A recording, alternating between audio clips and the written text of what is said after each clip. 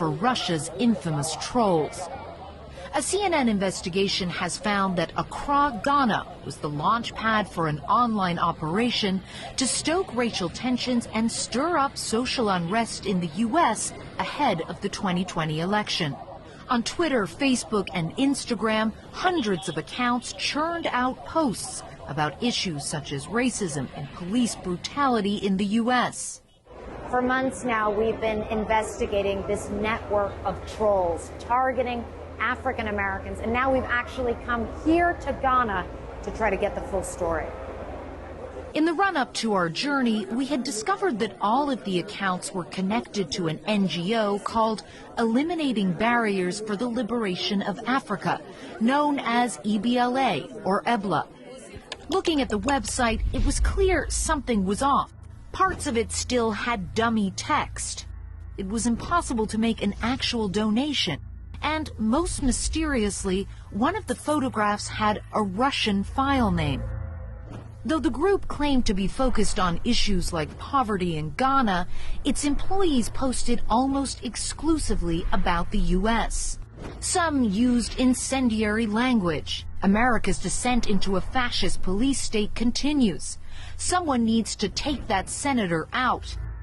Often they posted on real U.S. groups, an attempt to gain legitimacy and build an audience. Many even implied they were in America. We all are sick and tired of the violence that's taking place in our communities. In reality, they were here, in a nondescript house on the outskirts of Ghana's capital. This is the compound where the operation has been based. There's no sign for an NGO. We're about an hour outside of the city, and you can see this is a very secluded residential area. And people here have been telling us that about 3 weeks ago, Ghanaian security services showed up here, raided the building, and no one's been back since. Sources in Ghana's national security tell CNN that all of EBLA's funding came from Russia. After the raid, the accounts went quiet for a few days.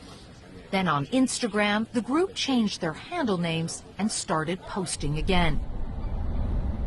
We're heading out now to meet one of the EBLA employees. They don't actually know that CNN is coming to this meeting, but we're desperately hoping they might be able to give us some more information about how the NGO works and who might be behind it. After some discussion about their safety, the employee agrees to talk to us, provided we keep her identity hidden. We sit down in a secure location. She tells us she was hired in September of 2019 and had no idea she would be working as a Russian troll. Tell me more about your training. So we were trained to use relevant hashtags.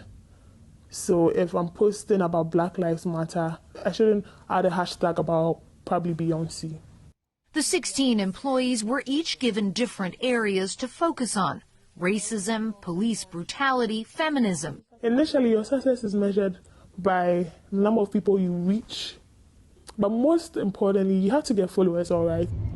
The tactics are strikingly similar to those used by Russia's Internet Research Agency, known as the IRA, ahead of the U.S. presidential election in 2016. The aim? To pit Americans against each other and create mistrust of the political system. Run by Yevgeny Prigozhin, a close associate of President Putin, the IRA was later sanctioned by the U.S.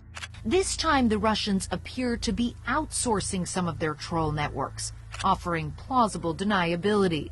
The employee tells us her boss was a South African who called himself Mr. Amara.